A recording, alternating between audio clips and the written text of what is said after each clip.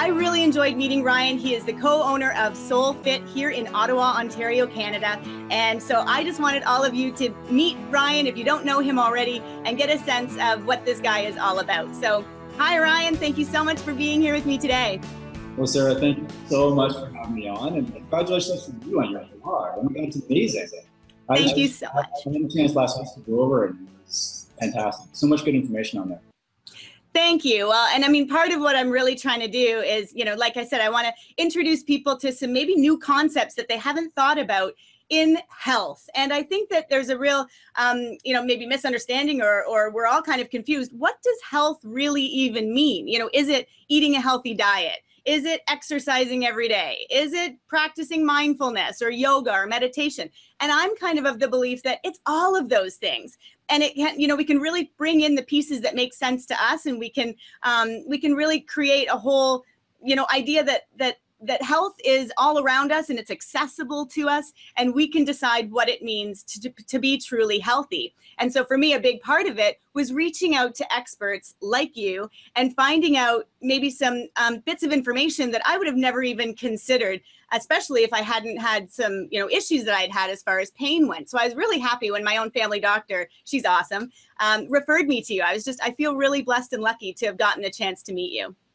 Well, it's interesting, Sarah, that I always say it's a very good time to be just a human being, because there's so much information available. But at the same time, how confusing is it right now because of all the information that's out there? So I always think one of the things that's really, really important for people to do is to find out what applies to them.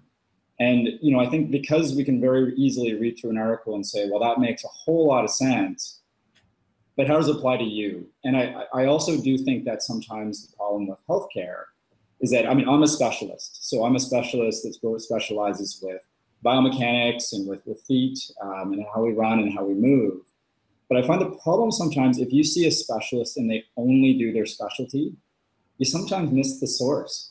So that's where I do think it's very important as specialists these days to be looking at things, like you said, a little bit more holistically, and to say, okay, well, our specialty is focusing on maybe what shoes you're wearing, on how you're moving, but it's also, I find, very important for us to be able to acknowledge that, well, your problem may not be your feet. You're coming to see me for your foot issue, but my job, and again, one of the reasons we do book that time, is to be able to maybe acknowledge that, it's your hip being tight, or it's your, it's maybe there is a nutritional component to it, and we're sending people off, so they can see the right people to fix the problem. So I just find it so often that we go to see a specialist, if they only do their specialty, well, we sometimes do that without doing the other things, and we don't get better. And we think, well, that didn't help.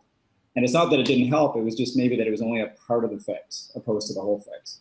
Yeah, I really like that. And I got that sense when I met with you, that it was a real holistic approach. And it wasn't, and I know this sounds crazy, but it was about me. It wasn't about you.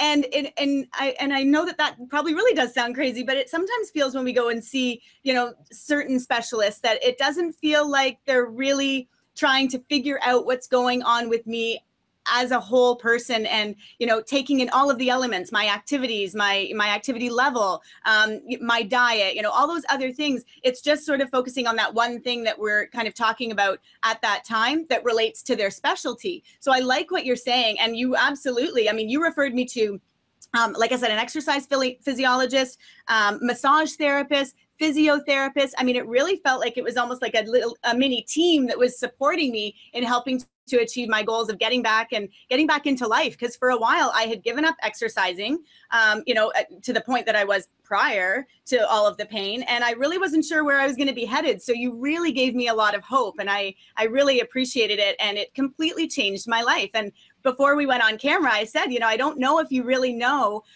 how much you changed my life for the better. You really, really did. And I'm sure so many people out there that already know you feel the same way, because I think sometimes you can feel, almost desperate, where you're wondering, is this just part of getting older? Am I supposed to feel pain this way? Am I supposed to kind of go through this, and this is just part of the process? And so I was really glad to know that that's not the case, and that there was hope, and that I was able to get back on my feet, and I feel better than I even did 5 years ago when I first met you now. So I'm thrilled for that. Let's backtrack just for a second, Ryan. So tell us, what is a podorthist? What do you do? Maybe you can walk us through a little bit of what it is to go for a consultation with someone like you. Absolutely. Can I just back up in one thing? So just in terms of you saying there's a really good team, like having a team, and I think Ottawa, we're so lucky. We have so many good healthcare practitioners around. And I think one of the things that I say, like my background is competitive sports. So I've been an elite runner. I raced a professional triathlete. When you tend to race in that circle, you know the people to go to see because you hear about them. But one of the problems I really find for a lot of people that I see, they're not that active. Like maybe there's someone who walks a dog 3 days a week. Maybe there's someone who runs 2 days a week to lose some weight. Maybe they walk once a week to lose some weight. The problem is they're not usually in that circle to meet the right type of people. And I do find a lot of times that it's being perceived as someone says, well, I don't really want to go see that clinic, or I don't want to go to that clinic because I only really deal with athletes and I'm not an athlete. And it's unfortunate that sometimes it's the complete opposite, where someone who is racing at an elite level, someone who's running a lot, they probably have access to all that stuff because they know it. Where someone's starting out, they might not ever think to go there, but they're the ones that oftentimes that need it the most. So one thing I would challenge people to do is not just kind of put up with the status quo of, well, you're just getting older and that's the way you're supposed to feel. I see every day someone coming in. I had a woman in on Friday. She was a 65-year-old woman, and she had some knee issues. She had some foot issues. It's like, well, you know what? My doctor just told me I'm getting old. I need to slow down a little bit. And that, I honestly believe that's one of the worst bits of advice we can ever give somebody. And, we sometimes need to take some time off to let things recover and let things heal. But at the same time, we need to giving people the options of how to fix things so they can get back out and be active again. Yeah. So we can maybe talk about that a little bit more later. I'd love to get more into that one. But so sorry to get back to your question. So podorthist, so what we do as my specialty, we focus more on gait analysis. So we look at how people move, how people walk, and how people run, and just look at sources of what might be causing some issues that people have when they move. But also we do focus on footwear, kind of put people in appropriate footwear, or at least giving them options of what they should be wearing and how to make compromises if they're not wearing if they're not wearing what they should. But also we do custom orthotics. So if we have somebody coming in who needs orthotics, we do make everything on site. It's my arts and crafts of my day. I love the arts and crafts of your day of making custom orthotics. Absolutely, love it. It's kind of fun that you can get creative almost in a way, playing with the cast moldings and everything. So when we talk about, I want to talk about that idea that people coming in saying, this is the footwear that I'm wearing, and it's probably not necessarily what they should be. Again, in my case, I was wearing footwear for just walking or cross training, and you put me into running shoes. But I like that you also said to me, and let's be realistic, Sarah, I know that you're gonna, you're a woman, you're gonna wear high heels now and again. Good news is I really, since the time that we met, I've cut down how much I wear high heels extensively. I might wear high heels once a week at this point, whereas I used to wear them 3 or 4 times a week. And I just really think that it's just placing a major priority on my foot care. And it was something that I just hadn't really considered as much prior to meeting with you, and to really having a more solid understanding of the importance of a healthy foot. And so I think that was a really neat point that you made when we sat down together, is that that you've got to be realistic with people. They're not going to, we wear dress shoes. Men wear suits. They're going to wear dress shoes. Women wear high heels. But let's make sure that for the times that we're not having to be in those outfits, that we are wearing, footwear that's more appropriate for us, that's healthier for us. And I think it's really important to have honest conversations with people when you do talk healthcare, because, for me, a great product or a great suggestion for somebody that they never do or never wear is not a good solution.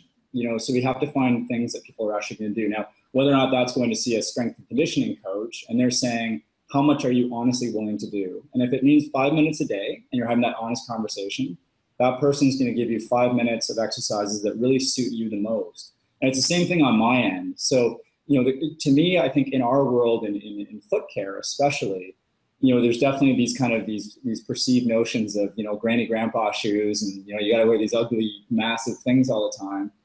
But that's very rarely the case. And it's the compromises oftentimes are, and the conversation I want to have with somebody is if let's say I had a woman in a couple of weeks ago and she was in a business situation, she wore high heels during the day, and she felt that that was really important for her job. And she was getting a lot of issues with the front part of her foot, with an arch called the metatarsal arch in the front of your foot. So, I wanted to have that conversation with her as a podorthist to say, okay, well, this is why those shoes are making your condition worse. They're putting more pressure on the front of your foot, they're squishing your toes, they're causing those bones to drop. So I think it's very important for her to be aware of, okay, I'm not saying that those shoes are good for her, I'm saying these are the problems, but also to be able to say to her, are you going to wear them? And at the end, she said, you know what, I'm still wearing the shoes, I just need to wear them. So then my role, I find, really switches. I've given her this is why they're not making things better, this is why they're maybe compounding the problem. But here are things we can do to work within what you're doing. So we glued a couple little pads in your shoes to unload the area. It's not going to make those shoes perfect, but it's a way of making a bad shoe better. But also we talked about, okay, well, here's things that you need to do outside of work. So maybe spend a little bit more time, days that you're standing on your feet all day with heels, maybe spend a little bit more time in the evening with a heating pad and massage out your calves because your calves are getting shortened and tightened. Or here's maybe a little device you can wear in the evening that separates out your toes. So it's all about finding those compromises. And to me, it's so important to me to have someone leave with what they're actually going to do. Well, I think that's it. And I think that what they're actually going to do. And I think compliance is such a big deal in your industry. I think that so often we go to specialist after specialist trying to get a quick fix. And if we don't take the advice and then go home and practice on that and do the exercises and the different things, I mean, there's only so much that you guys can do for us. Really, the buck stops here. I have to do the work at home. You can do the orthotics for me if that's what's needed, or I can get into the right pair of shoes because you've recommended them to me. But I've got to do the exercises. Like when I went to see Sarah Zahab, I didn't realize that, when you analyzed my gait, you talked about that I had weak gluteus medius. So the sides of my butt, not the maximus at the back, but the sides were weak. And so my hips were dropping as I was walking. When you analyzed my gait, you shared that with me. And so that's why you sent me over to see, Sarah. And so she was able to provide specific exercises to strengthen that area for me. And it was amazing the difference that it made, literally within a few weeks of me being compliant and doing those exercises. And I only had to meet with her one time. And then I bought the DVD that I was able to then keep watching over and over for those specific exercises for me. I was really able to I think I was able to treat the problem. And I mean, I can still go back and do those exercises and use them to this day. So it was an amazing investment in my health. And here's the role that I think healthcare should take with that. So looking at my end, I'm not a strength expert. We look at it and we can acknowledge certain things, but that's not my expertise. But, that's where with someone like you coming in, obviously we looked at some stuff with your feet, but your hips dropping, weak glute med, I'm sending off to someone who I can say confidently, this person will help you with that. And it's also on Sarah's role. She's not going to give you, well, she may give you an hour of exercises, but she's also going to have that conversation with you and to say, okay, Sarah, how many exercises are you willing to reasonably do per week? And if you say to her, you know what, I'm just jammed at work, I'm really busy, I can honestly say I'll do 5 minutes 3 times a week. She's going to prioritize with you and say, okay, based on what Ryan saw and based on what I'm seeing, your glute meds are really weak. So I would almost rather someone doing one exercise 3 times a week consistently on an area that they're really weak than doing 3 hours of generic gym work per week. So it's almost, I think, especially when we're jammed for time, it's trying to make sure we maximize what we're doing. And that applies to everything. That applies to me with nutrition, that applies to mobility, that applies to flexibility, that applies to strength. So, on the mobility side, in flexibility, we see people that will finish a workout or a run or go to their basement and do, 20 minutes of generic stretching. So the ones we all know, we'll pull our leg up and do our quad stretch and our calf stretch, and we'll hold for 30 seconds. It doesn't really do much, and if anything, it's actually just creating more inflammation in an area. Whereas someone might benefit even more from taking 2 minutes and rolling around on a ball or like a tune-up ball, or using a foam roller to roll things out that are really tight. So it's trying to maximize what we do because we're busy. We're all busy. We don't have 24/7 devote to our health. So it's trying to look at ourselves and say, okay, what are our weak spots? Where do we have issues? And really go after those. Yeah, that makes a lot of sense. You've touched on a couple of times in this conversation already on the importance of nutrition. So I want to talk about that a little bit and how you feel that in nutrition factors into our foot health, because it seems like it might not necessarily correlate, but I want to talk to you a little bit about that. Yeah, so I guess it would, I'd almost less say that how it factors into our foot health is I'd more say it, how does it factor into our health? And that's where kind of like we were saying before, I think it's hard to know how much each one thing influences the other. But that's where I do think healthcare needs to change into more of a holistic model and to realize, well, how much is the nutrition affecting your flexibility levels? How much are your flexibility levels reflecting your strength and vice versa? So what we try to do, like, for example, I think our goal should always be able to get someone to be able to get somebody as healthy as possible. So, and what that implies, so let's say even with feet, I'm going to take us down into feet before I get back to nutrition, is that ideally, we spend more time barefoot. We should have stronger feet. We should have more mobile, flexible, calf muscles and lower leg muscles. And that's really the fix. So if I had somebody coming in and they were, let's say they had an injury with their foot, my short-term goals with them are to say, okay, let's provide some Band-Aids. Let's unload the area that's sore. Let's provide some protection. Depending on what they're doing day to day, we maybe need more protection going forward. But generally, that's going to be the short-term goal. The long-term goal is going to be, well, how do we actually fix things? And that's where I think the nutrition oftentimes comes in for me, and that it's a piece of the puzzle. So, I mean, I'm by no means a nutrition expert. I read a lot about food and I love food. But I can't see how it wouldn't factor general health. And let's say, for example, I have somebody coming in and, they just go through these patterns of constant injury and constant inflammation. On my end, traditionally as a pet orthotist, we'd be saying, okay, well, you have inflammation in your knee, you have inflammation in your foot, you have inflammation in your hip. Let's try to get your alignment as good as possible, which on my end is really important, and that's going to help them.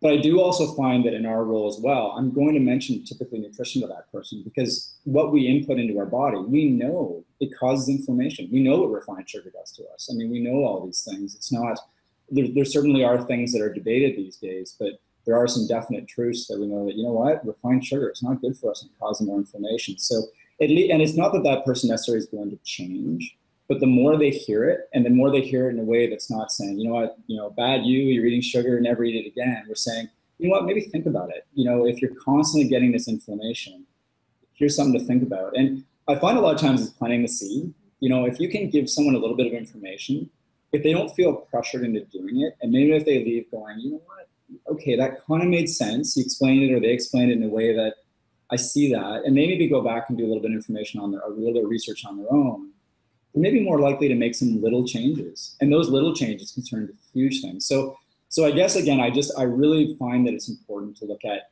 how everything relates to everything else. Yeah, I find that I agree. And I think that was what was so meaningful when I met with you, is that this whole idea of a very holistic approach to health. It was not just talking about my foot pain. It was really talking about my lifestyle and how I wanted to live my lifestyle and the different things that I was already doing and things that I wanted to be doing. So I couldn't agree more with the idea that, absolutely refined sugar increases inflammation in the body. I think you're right that it's, there are enough studies out there that show that to be true.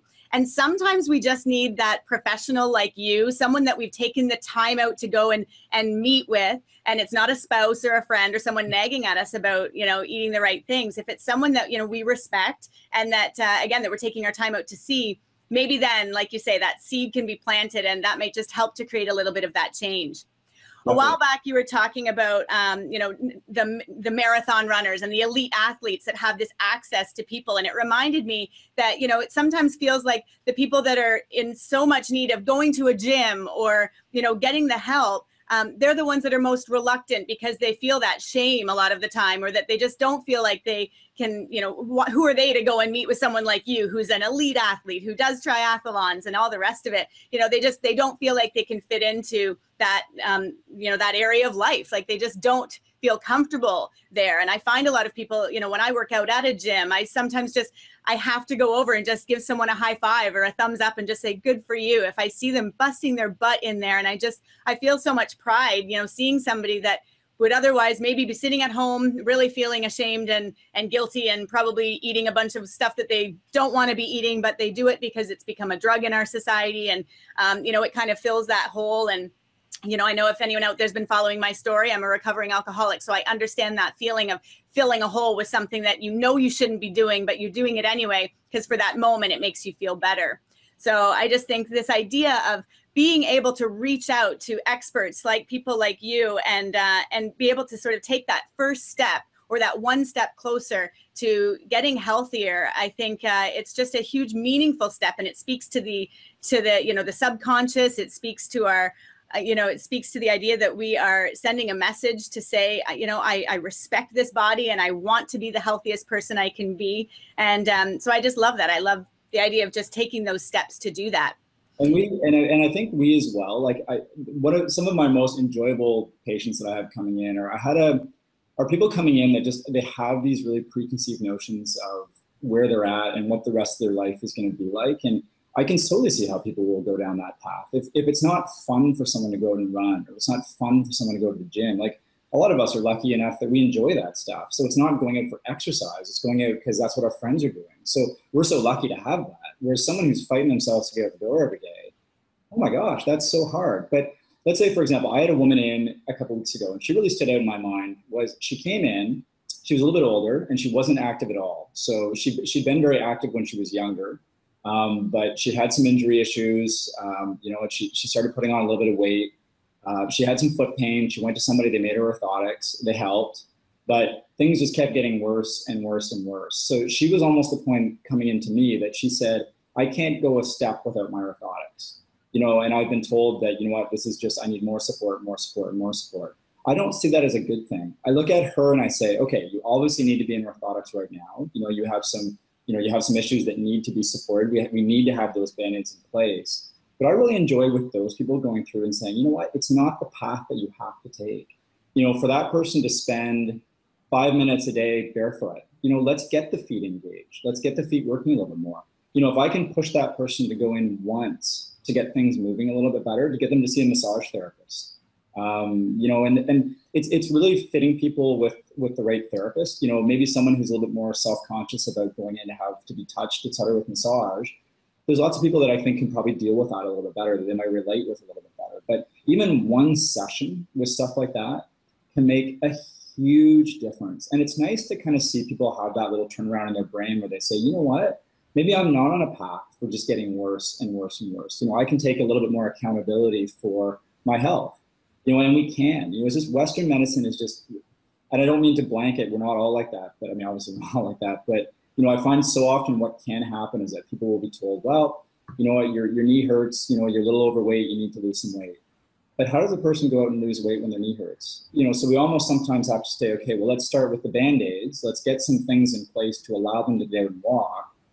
But then also at the same time say, well, then what do we need to do to fix it? Do we need to work on their flexibility? Do we need to work on their strength? And, for maybe those listening that are like, you know what, well, I don't see myself doing that stuff. It doesn't have to take much. It can take one exercise 3 times a week. It can take going in for one massage. It can, changing into a different shoe. It can be, making one small nutritional change, which I know you've had experts on talking about. So just little things. And sometimes you start with those little things, you see the changes, it motivates you to do more and more and more. And, getting older, I don't, maybe it's because I'm getting older that I say this, but I don't buy the whole, we get older, we got to feel worse. I mean, I don't buy that at all. We just maybe have to do a little bit more work to maintain, but man, I don't get that. No, I'm with you. Christiane Northrup's just come out with her latest book called Goddesses Never Age. And she really, she speaks to women for sure more than men in her books. But that concept that we do not, like, aging is optional, we don't have to, getting older, aging is optional, getting older is a mindset, or whatever her tagline is. But it's that concept that we do not have to go down that path of, well, I'm just getting older, I'm starting to lose mobility, and I'm gaining weight, and I can't do the things I used to do. I'm with you that I think that as we get older, we can be embracing new things and taking on new challenges, and we don't have to decide that we are going to degrade. That's where I think it really does come down a lot again to experiment of one, where, running shoes, as great as running shoes are for someone who, like yourself, coming in to see me, there's a few biomechanical issues going on, you're spending a lot of time on your feet.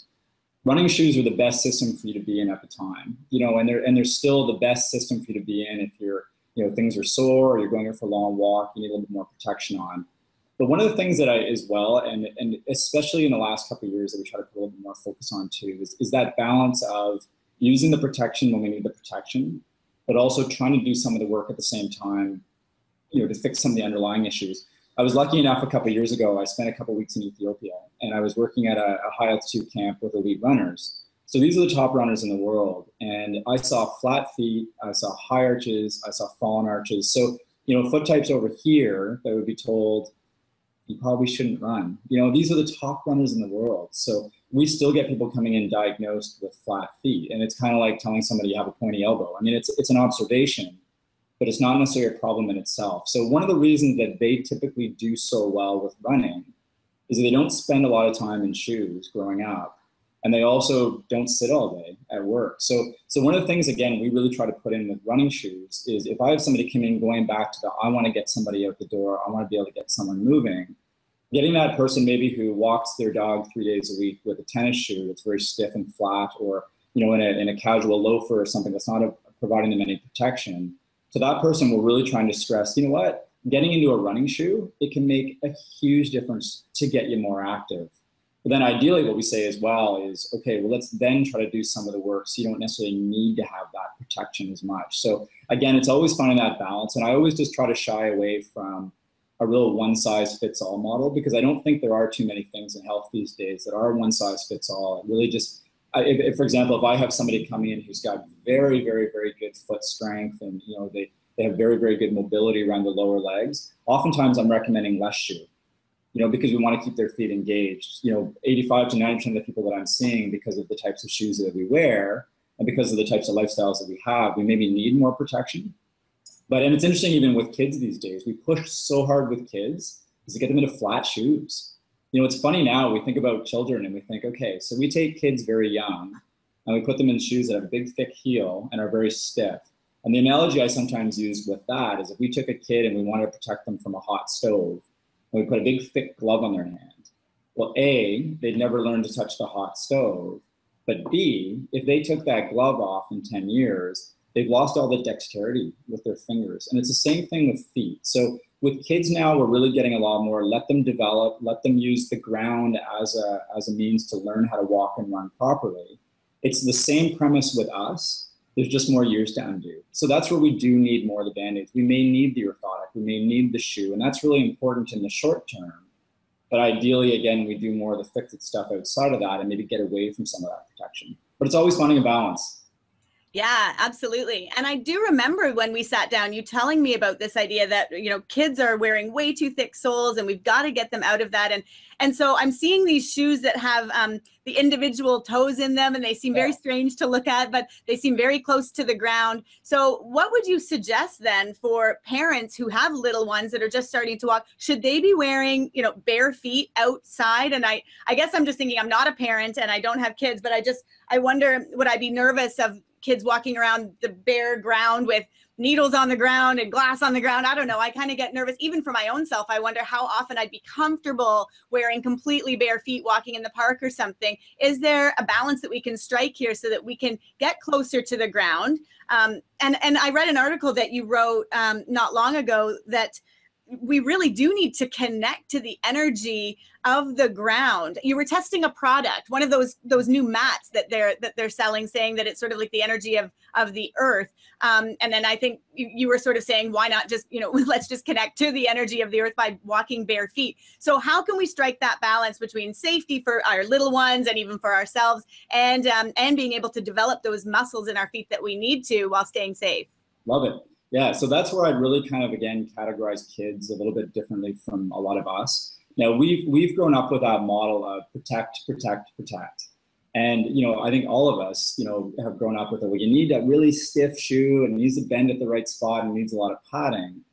But if we think of human bodies and how we develop, the way that we learn how to walk and run properly is to react by landing on the hard ground. So the hard ground forces us to bend our knees, and use our body more like a spring. So if we can develop some of those patterns, we don't have to undo things when we get a little bit older. So with kids, it's not that we're sending kids out necessarily and saying, I go barefoot. Like you said, there's glass, there's rocks, there's everything else. But there's going to be more shoes on the market that are a little bit thinner. So they still have a little bit of padding, but they're not as wedged up in the heel, and it lets kids' feet develop a little bit more naturally. So that's where, as a parent, I would generally push for parents to say, you know, try to get your kids into something lower. Like, unless there was a deformity or an issue and it's usually caught by a pediatrician at a very young age, generally want to keep kids in low shoes. So we develop better patterns as they grow, but obviously giving a little bit of protection. Now for us, again, it's a little bit different. So what going barefoot means is that we're using our body's flexibility, we're using our body's mobility, we're using our body's strength to do the work for us. So it's absorbing the shock, and we have all those tools. You know, our tendons are wonderful springs, you know, in our body. You know, they do an amazing amount of work. It's just the problem for most of us, the tools haven't been nurtured. So if we look at what most of us have grown up with shoes that are really wedged in the heel, you know, a lot of times people go into higher shoes, sitting all day at work, really tightening things up through our hip. It just means we've gotten away from the infrastructure that we're supposed to have. So barefoot obviously is going to be a lot more tricky. And that's where those little 5-finger shoes, they get people in a lot of problems. They're great for the right person, but if somebody puts one of those shoes on with, you know, maybe tight hips because they're sitting all day with weak feet and they go for a run in them, they don't have the tools to run properly. So they're gonna break down very fast. But what I would challenge a lot of people to do is to try to get away from the mentality of we need to be in protection all the time. You know, so even, I mean, I'll get people coming in that have said, you know, I had an injury 5 years ago, I was told to never be barefoot. And they've just carried that on. They always have support in their feet. And that's the person that oftentimes gets to the wall, they're 70 and they can't go a step without something supportive. So it's finding that balance of, again, short-term versus long-term, that in the short term, if you have an injury, use the protection, you know, put an orthotic in, be in a corrective shoe. Then I think what we all ideally should be looking at is spend a little bit of time around the house barefoot. You know, what I do is when I'm brushing my teeth, I'll stand on one foot and I'll close my eyes, you know, just working on the little muscles in my feet and just try to get my feet a little more engaged. And just little things like that. So again, balancing out that, yes, we need the protection when we're hurt, but let's not just keep the protection on. You know, let's try to do some work to really fix the problems. And that, again, is where compliance comes in. And not to ramble on, but if I have 2 people with the exact same injury, if I have somebody come with foot pain, that we have a conversation and they say at the end of the conversation that they're really busy, they maybe have, you know, 3 kids, they're jammed at work, they don't see themselves spending a lot of time doing their mobility work or strengthening work, they need to be in a corrective shoe and an orthotic. You know, is it a Band-Aid? Absolutely. But is it going to help them to walk better? Absolutely.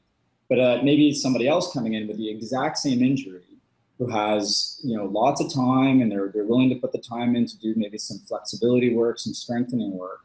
Maybe we do still need the Band-Aid for a couple of weeks, but very quickly we'll get away from it. Yeah, I really like that. So I'm thinking that what you're saying, and I'm hoping that it's true when we go to see, you know, other specialists, because not everybody that's watching lives here in Ottawa and can have the benefit of being able to come and meet with you. But, you know, to be really honest, you know, you can judge us all you want, and that's okay. But I think that the thing is that, you know, let's be really honest with the people that are trying to help us, instead of saying, oh yeah, I'm going to do all of that, and I'm going to run 5 days a week, and I'm going to wear bare feet. And, you know, if you're really not going to do those things, be honest so that you can then develop a plan that's going to actually work for us. And that's a really good point, Sarah. And I think that's, if you're with a good therapist, I mean, they should be very receptive to that, because that's, you know, as a healthcare professional, I mean, that's what I want to know. I mean, end of the day, I want to know what that person's willing to do. I'm still going to tell them what they should be doing, but end of the day, I want to know what they are going to do. And that applies to so many different things. I think human beings we're made to run. Like, we have all the characteristics to be able to run really efficiently if everything's working well around it. That being said, I would even say even more than that is we're meant to move. And I think that's where the bigger problem comes in with our society, is it's not, I mean, going out and running fast marathons and running ultra marathons and whatever else. Yeah, you skirt that fine line of fitness and health. You know, I think when you're running an ultra marathon, you're very fit. I would debate it's not the healthiest thing for your body to do that. You know, you're definitely putting yourself in a bit of a hole. That being said, I think we are all meant to move. You know, so I think this mentality that, if you're not going out and running every day or a couple days a week, well, you're not an athlete. Well, even that person going in and walking for half an hour, especially if they are incorporating nutrition and some of these other things into the equation, they're potentially much healthier because they're moving. I mean, sitting all day at work, it's huge. You can have someone who's very, very, very fit, who does, triathlons or running or whatever sport they're doing at a high level. But if they're sitting for 8 hours at work, that's so unhealthy. It's so bad for our body. So it doesn't, that elite sport that they're doing, or that high intensity workout that they're doing, it doesn't make up for the 8 hours of sitting. So, I would always try to push to people that it's moving that we need to do. It's not running. It's not, being elite. It's moving. We're meant to move. Yeah, I'm so excited that you're saying that, because you're a runner, I sort of guess I had the idea that you really believe that was the best kind of exercise. And because I'm not a runner, I do run sometimes, and I'm trying to work on building up my endurance a little bit, because it's something that I would just like to challenge myself to do. But I much prefer riding my bike, or going out for, a fast walk, or working out. I like lifting weights at the gym. I like doing different things that way. So I'm really excited to hear that that's your belief as well, that we are born to move. And I couldn't agree more, that I think that, sometimes like these weekend warriors, I'm sure you see a lot of those people who sit all day sit all day during the week, and then they on the weekends want to play ultimate frisbee, or they're playing some kind of competitive sport or doing something, and they're injuring themselves because their bodies just aren't ready for that kind of crazy activity. And also that person that might be spending all the time either sitting at work and training, and not looking at nutrition, and not looking at mobility and everything else. I had a woman in a while ago as well. These examples come into my head, but she was a former ballerina. Like, she did ballet, and she taught ballet for a number of years. And then she fell into a bunch of injury issues. And we were talking about activity, and I was talking about her with activity, and just trying to move a little bit more. She was retired. She was maybe looking for something to do.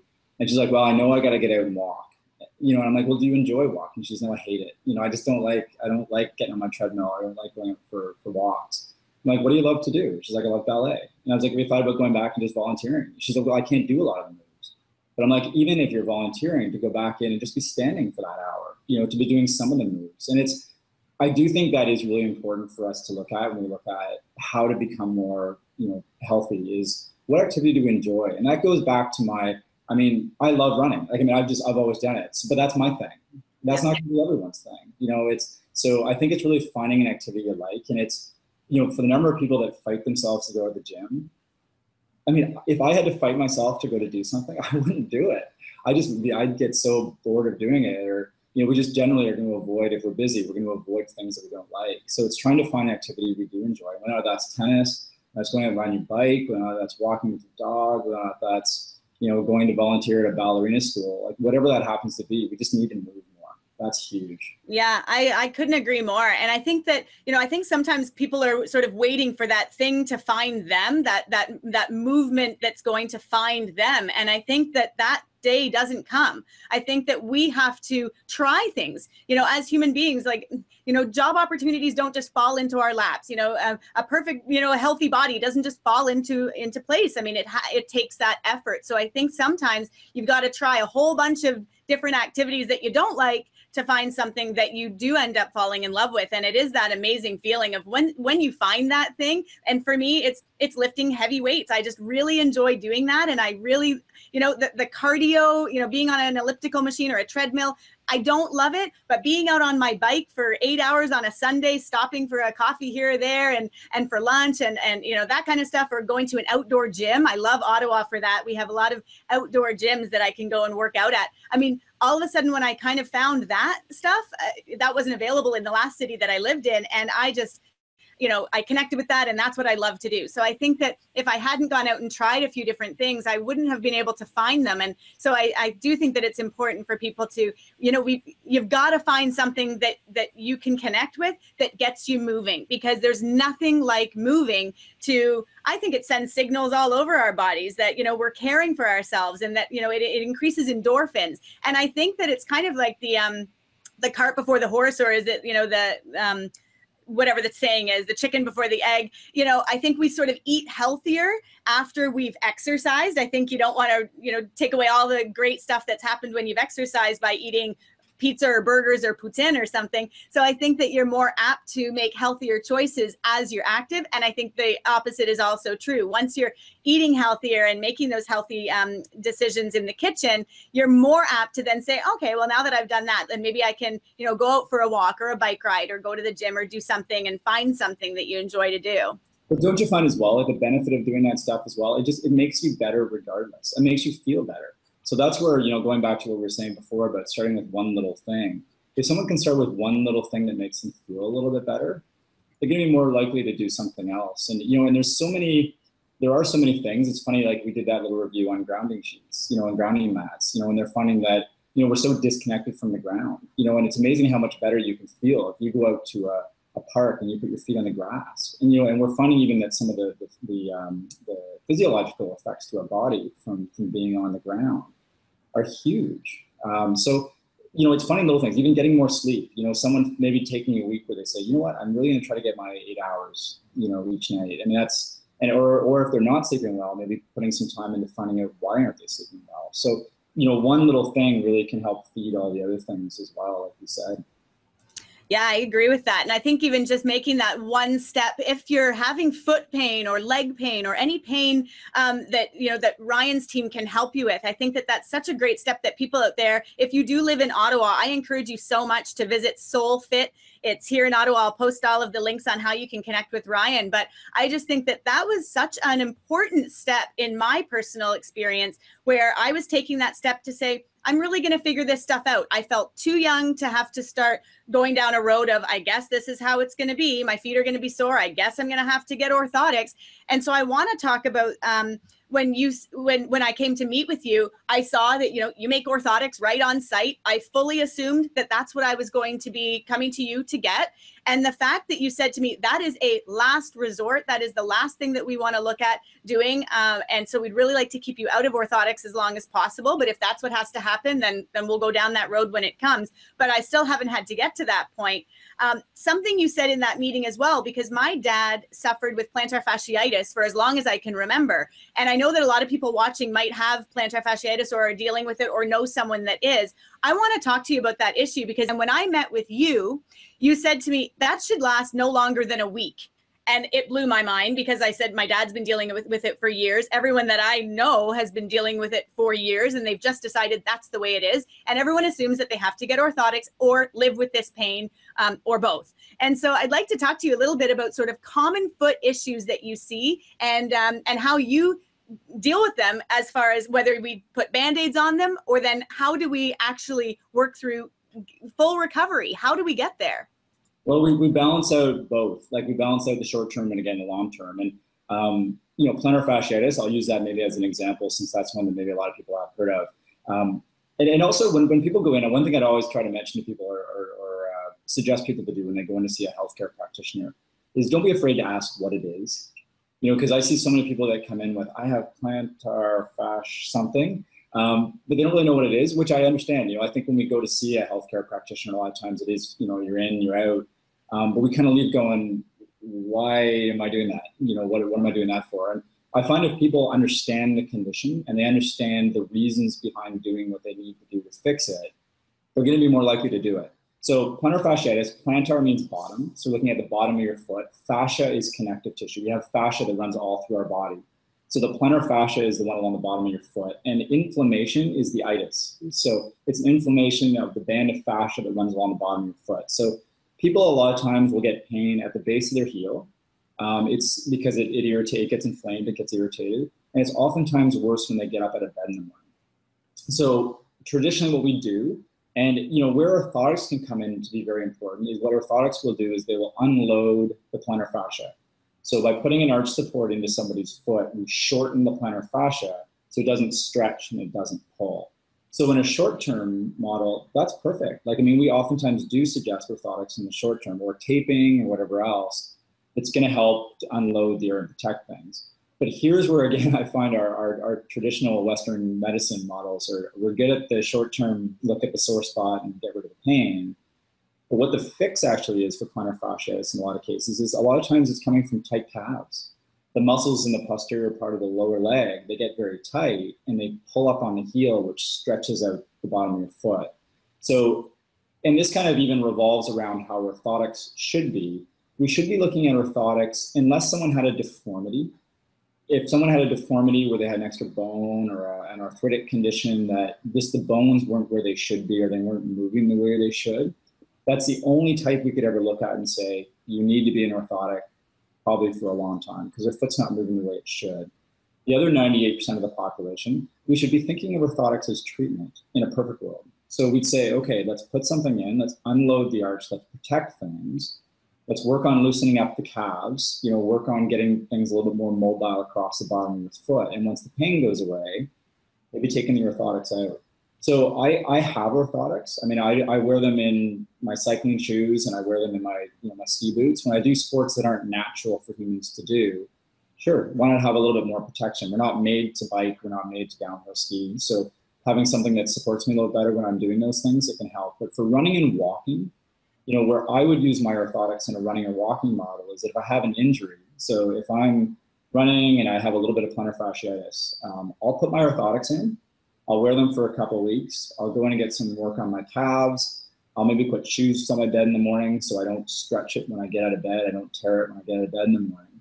And I'll do the things that I need to do to fix the problem. And then once the pain goes away, I generally will take them out because I want to keep my feet engaged and I want to keep my feet strong. So again, it's finding a balance. So, I think there's pretty rarely every time where I'll say to someone, we're never going to do orthotics. But if we think of it more as a brace or a Band-Aid, like if you cut yourself, you put a Band-Aid on it. I mean, we need the Band-Aid on to stop the bleeding or help with stopping the bleeding. But once the bleeding stops and you're fine, you take the Band-Aid off. And it's the same role as an orthotic or a brace or whatever it happens to be.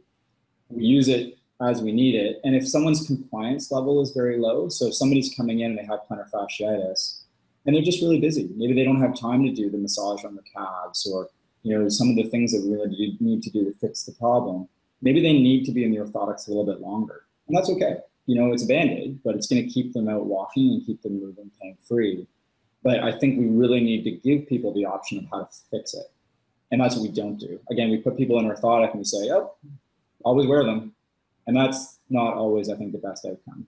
So it's using them when we need them, like anything, which is another tool in the toolbox, and they're wonderful when necessary, but it's just kind of finding out when they're necessary.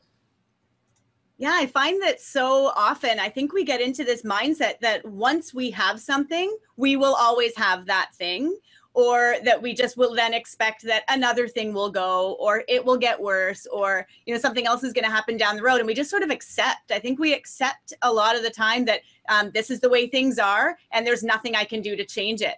And I also think that we often accept one specialist's opinion, and maybe we need to think about looking to a varied bunch of opinions on the situation with our health, instead of just deciding that one specialist opinion is the right one. Also getting a consensus. And it's, one of the nice things and ones that we oftentimes deal with, I mean, obviously Sarah and John Zaheb are wonderful, and there's some of the good ones in town. There's so many good ones in town for healthcare. I think as a patient, you should never have to decide who to trust. Like, you should never have to go, well, I see this professional, they said do this. I went to see another healthcare professional, they said do the opposite. I mean, as a patient, that's horrible. So what we should be doing on the healthcare model is we should be working together. So if I sent somebody somewhere and they said, okay, we don't quite agree with what Ryan said, great, they'll call me. I'm not always right, so it helps for me. It's another set of eyes. And either I say, okay, I push my side and say, this is why I'm seeing what I'm seeing, and they change, or vice versa. And that's, we got to take the ego out of it when it comes to healthcare. And, and it's, it really is about fixing source. I mean, it always should be. And it's, so often we do kind of get into that pattern of, I have an injury. So what are we told from old school healthcare is stop. We take that break, we take time off, the pain goes away, the swelling goes down, but then you've been immobile for a week, so you're even tighter, or maybe you've been eating badly. You jump back into activity, something else hurts. And that's what sends people down that spiral of to bad health. So, it's kind of trying to, again, put the Band-Aids in when we need them to get people back on their feet. But then ideally, do some of the things we need to do to really fix the problem. Yeah, and I find so often that I'll hear that people, really start to suffer with depression when they have suffered with an injury and are told that they just have to, not do that exercise anymore. So all of a sudden now, like you say, they're kind of sitting at home, they're maybe not eating very healthy, they're gaining weight, and they're just not feeling great, and they start to really become depressed. And I can even understand how that feels. I can understand depression. I know that there have been elements of depression in my life for sure. And I know that one thing that helps me to deal with my feelings is to move, to get out and to be active. And so again, why I was so concerned when my feet started to, hurt me, and my knees and my legs, and why I right away jumped on it and went to my doctor and said, I've got to deal with this right away, was because I knew that if I had to stop moving, I mean, that would be extremely damaging for me. That would be very, very challenging for me. And so I'm so glad to have met you and to know that you're telling all of us that not moving is not usually, what you want to see us doing. And also knowing that if they're not moving, putting the time into other things. I mean, I think a lot of times as well, we don't put enough a stock into recovery. So let's maybe say somebody does have an injury, which does force them to maybe take a couple of days off walking or running or biking, whatever their activity happens to be, or gardening. Instead of just sitting on a couch, maybe putting that time into saying, well, I'd normally go and walk a half an hour. So instead of that half an hour of walking, I'm maybe going to go in for a massage, or I'm going to get an extra half an hour of sleep, or I'm going to do a half hour of food prep, so it's, and we see it a lot in both worlds, in the active world, someone who's really, really doing a lot of running or whatever they're doing, there's so little time usually put on recovery, which catches up to people. So it's really trying to find that balance of, again, we want people to move, we want them to be active. But just, if they're not moving and they find they're hurt, putting some time into getting healthier, which is, again, a little bit better sleep, a little bit better food, or getting more mobile, or whatever it happens to be. Yeah, I love the holistic approach that you've got. It's just amazing. It's really refreshing. And off camera, you were saying, it's kind of disappointing that this is such a refreshing approach. And but I feel like it really can be. Now, I haven't necessarily seen as many specialists as maybe somebody else, but for me, it definitely felt refreshing. It felt like something very different, and experience like I hadn't had before with other healthcare practitioners. And I'm just so grateful that you're here in my town, and I'm so lucky to have access to you. And anybody that's watching right now, you've got access to Ryan, and you're so lucky. But Ryan, what would you say to people who are watching from all over the world? How do we go about managing our foot health, making sure that we're being taken care of by professionals that are going to sort of have your type of a mindset? What can we maybe look for if you have ideas for us? What can we do to make sure that we're being treated by somebody who has a more holistic approach?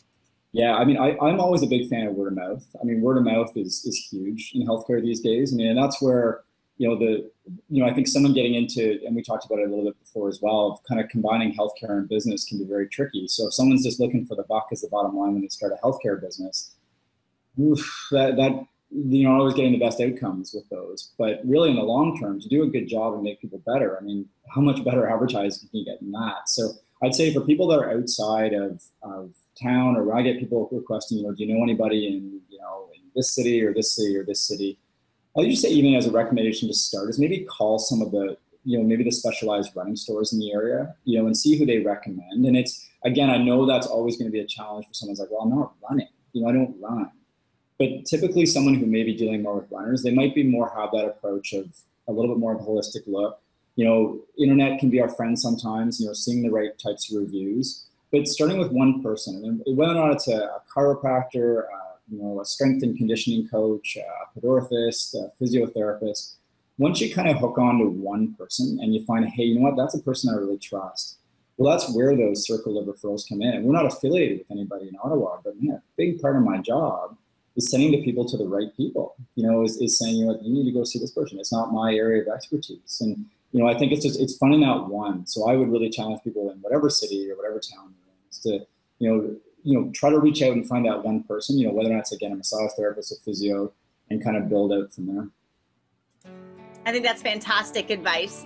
I really connect with when you say taking the ego out of it. And I can't tell you, Ryan, I mean, you are definitely someone who you don't seem to have an ego at all when it comes to all of this stuff. Every time I've thanked you, and I've seen you many times, and I've said, I just am so grateful to you. You keep saying, oh my gosh, I mean, you know, that's just what I'm doing. It's, you know, you don't have to thank me.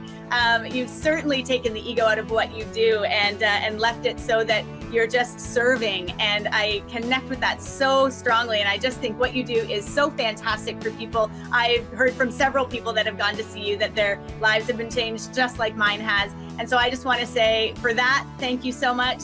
And for today, sitting down with us and having a chance to have this open conversation about what we can do to maybe take that one step to further our health and to improve our wellness. I just can't say enough good about you. Thank you so much for being with me today.